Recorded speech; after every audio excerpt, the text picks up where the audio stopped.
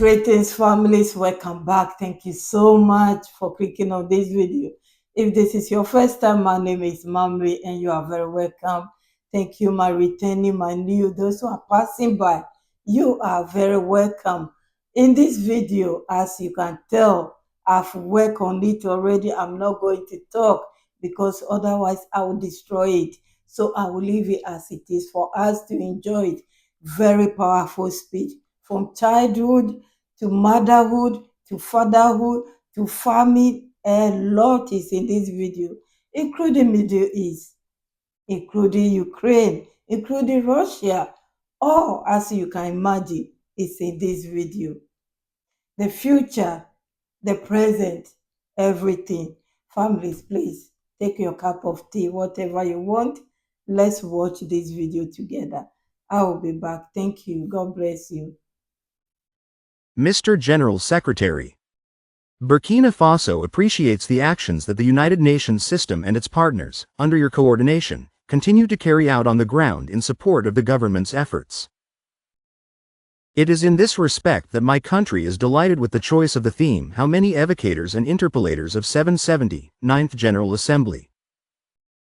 Don't leave anyone out. Working together to advance peace, sustainable development and human dignity for present and future generations." In evoking this theme, allow me to convey to you from English the aspirations of the Sahelian social strata in general, and of Burkina Faso in particular. I'm a farmer who keeps traditions and customs alive. I cultivate with ardor the land that was bequeathed to me by my ancestors to feed my family and ensure my well-being. I want to live free and proud. I am a woman, a mother, a worthy descendant of the Yenigas Dimbi Ouattara princesses, and like other brave Sahelian women endowed with a strength of character like no other, I will give my life to ensure the survival and fulfillment of my children, my brothers and sisters, my compatriots in a society of peace and love. I want to be able to live free, dignified and proud. I'm a young Burkinabe with multiple professions. Young people from all regions and backgrounds, from brave, fighting backgrounds, committed to contributing my stone to the development of Burkina Faso. I want to be able to live free, dignified and proud. I'm a child. Girl or boy, from towns and villages, from internally displaced sites, I want to be able to live free, dignified and proud. I'm a soldier from Burkina Faso, Niger and Mali, involuntarily defending my country, husband, wife, father, mother, son, daughter, brother and sister. I have sworn to defend my country with my life, to fight the enemy on the battlefield with self-sacrifice, and to protect my fellow citizens from all danger. I want to be able to live free, dignified and proud. I'm a Burkinabe living abroad, hardworking, courageous, relentless on the net, originally from the country of upright men. From my time away from the motherland, I enthusiastically take part in the common struggle for peace and stability in my country and sub-region. I want to be able to grow old free, dignified and proud. Mr. Chairman, its aspirations are the beacons that organize the government's action in the struggle is to create a framework for the men and women of the Sahel to live free, dignified and proud. The theme of our session, appreciated for its relevance. A fundamental concern as old as the United Nations, and which is addressed by almost all the debates that have taken place here. In other words, it's no longer really a question of thinking about what to do or what not to do. It's a question of giving substance and life to our words through concrete actions. We need to go beyond words to finally act in favor of a fairer world, free from the prejudices and stereotypes that tend to relegate certain peoples or certain parts of the planet to the background, condemned to wait in the jail of isolation and contempt for potential aid at the mercy and whim of the moods of power, who claim to be the only ones able to indicate the pace and rhythm set for others. We need to refocus our efforts on the fundamental objectives of our organization, which are to promote the well-being of our populations and peoples, by ensuring their peace and security. This urgency and the absolute necessity to co-build and act in favor of a fairer world find all their relevance in the current context where our world is dominated by persistent crises, complex conflicts and unequal economic governance that accentuates the divide between states, the divide between peoples. The corollary is tragedy. This disastrous configuration is the result of multilateralism at a crossroads. A multilateralism that has run out of steam, and whose reputation has repeatedly been tarnished by the partisan and predatory actions of certain member states that have set themselves up as masters of the world, and made the submission and exploitation of other states the guiding principle of their foreign policy. We must be rightly concerned, because the harmony and cohesion of our world are at stake. That's why Burkina Faso takes this opportunity to appeal once again to the reason and wisdom of all, especially the powers of our planet, to promote inclusive global governance, free from hegemonic visions. This is the price to restore the UN. Mr. Chairman. Restore territorial integrity by ensuring the safety of people and their property. Overhaul political, administrative, economic and financial governance so that it embodies the aspirations of Burkinabe people for a better life. Reforms and development initiatives that will lead to shared prosperity and sustainable economic and social progress have been launched under the leadership and foresight of His Excellency Captain Ibrahim Traoré, President of Faso and Head of State. The people of Burkina Faso, who have decided to assert and assume their sovereignty by putting an end to their enslavement, and who have shown extraordinary resilience, like all the peoples of the Sahel, have understood the stakes and the scope of this struggle, and have mobilized alongside our defense and security forces. With this unwavering support, thanks to patriotism and ingenuity, thanks to the bravery and self-sacrificing spirit of its sons and daughters, Burkina Faso has achieved successes that were once unhoped for, as well as significant results in the relentless fight against terrorists instrumentalized, guided and financed by neo-colonialist powers. I would like to take this opportunity to pay a heartfelt tribute to all those civilians and soldiers who fell on the battlefield, and whose memory I salute with deference. Mr. Chairman. Thanks to strategic and visionary reforms, including an increase in the operational capabilities of our troops and the reorganization of our fighting forces in the field, we have increased our means of action, with the salutary effect of taking full control of the reconquest of areas infested by these criminals and their allies. In concrete terms, almost 70% of the territory is now under state control, compared with 40% in 2022.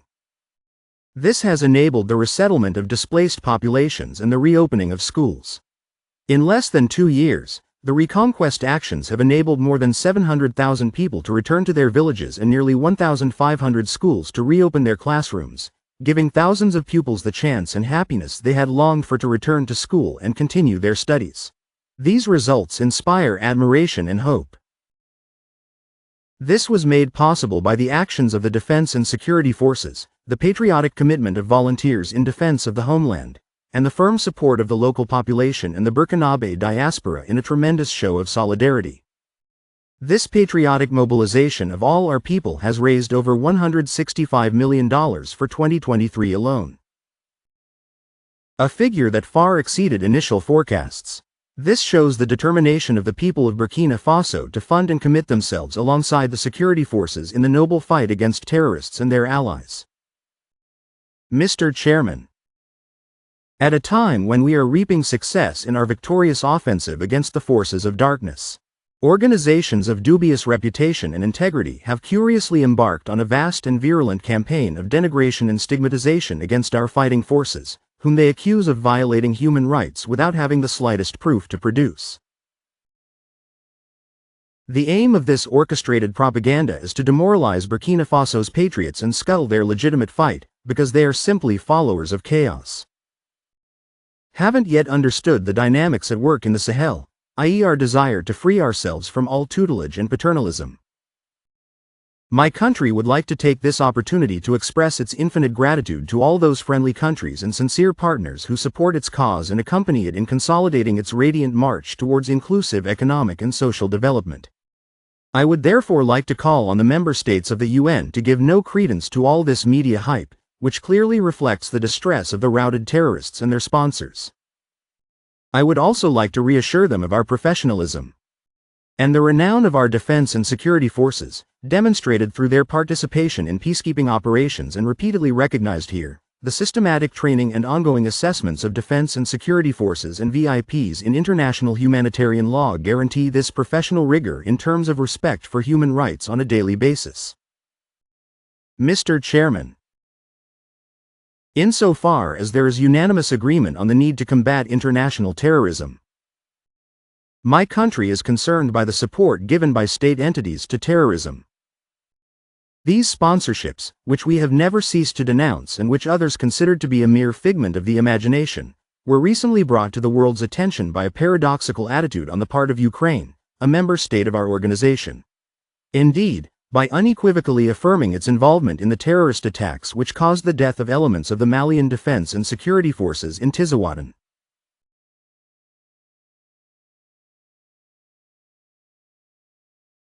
Mali last July, and its support for international terrorism, particularly in the Sahel. This country has given a glimpse of its subversive activities in the Sahel, like other states active behind the scenes in treason. We reiterate our firm condemnation of these acts of aggression and apology for terrorism, which violate the United Nations Charter and related international conventions.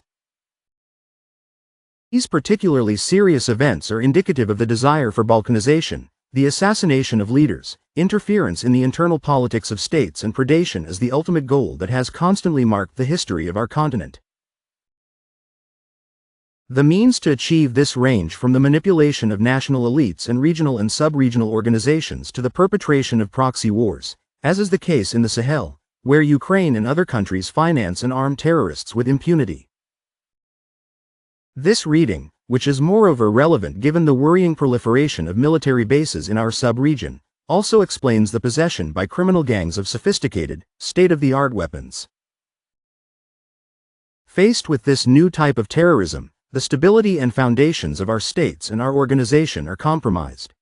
Vigorous action is therefore urgently required. For their part, and with regard to the case of Ukrainian aggression, the countries of the Confederation of Sahel States have already referred the matter to the Security Council on August 20, and we are awaiting a firm response. Mr. Chairman, in view of the security imperatives in the Sahel, Burkina Faso, Mali and Niger decided, in full sovereignty, on September 16, 2023, through the Lipico-Gourmand Charter, to create the Alliance of Sahel States. This is a military alliance. This is a military alliance for collective defense and mutual assistance in fighting terrorism and organized crime on their territory. To provide appropriate responses to the complex challenges of development, the AES countries have decided to extend the scope of their cooperation to other priority areas in their region.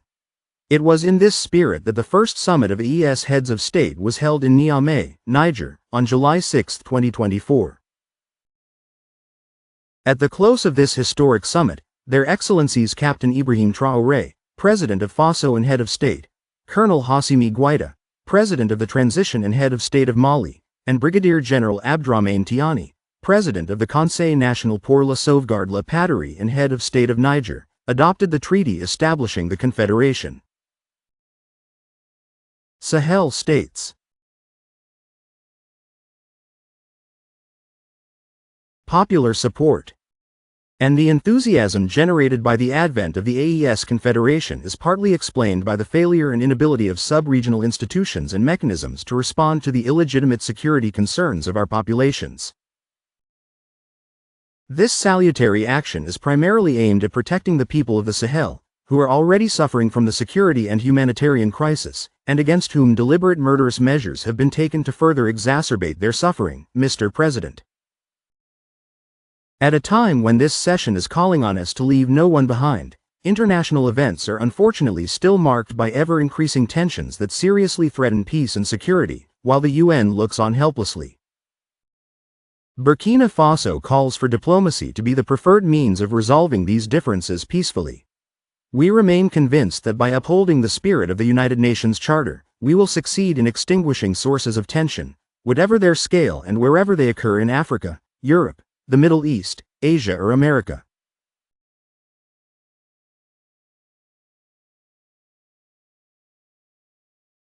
In this spirit, in the spirit of the United Nations Charter, Burkina Faso reiterates its support.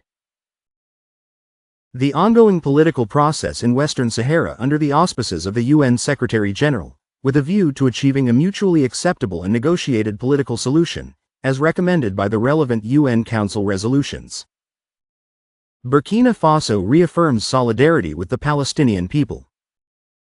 The two-state solution, with Israel and Palestine living in peace and good neighborliness, remains the objective alternative that Burkina Faso continues to support. Our acceptance of Palestine as a member of the United Nations is in line with this logic. Mr. Chairman, a source of untold suffering for the most vulnerable populations, unilateral coercive measures imposed on states are to be proscribed if we are to give real, objective content to the objective at the heart of this session. This is why we call for the immediate lifting of economic, trade and financial sanctions imposed on certain states, who are only wrong because they seek freedom for their people. Cuba is a good example. This is also true of Venezuela, Nicaragua, Iran, and many other countries. On the subject of development issues, Burkina would like to reiterate that, however relevant they may be, the commitments to development made here at the United Nations will have no chance of success without the good faith and involvement of all.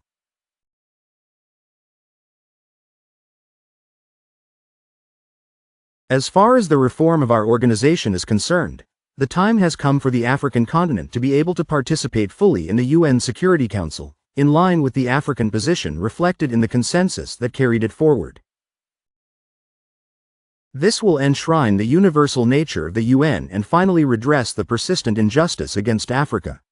Mr. Chairman, in conclusion, I would like to point out that Burkina Faso is fully committed to the UN. However, it hopes that the organization's actions will respect the sovereignty of member states, their strategic choices and their fundamental interests.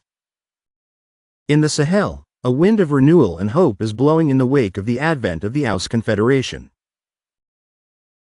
Burkina Faso remains convinced that this new sub-regional integration community, which is not directed against any country or people, can contribute to the fight against terrorism and insecurity in the Sahel, in collaboration with sincere partners and in an approach stripped of all hypocrisy. God bless Burkina Faso. God bless the AES Confederation. God bless Africa, fatherland or death, we will win.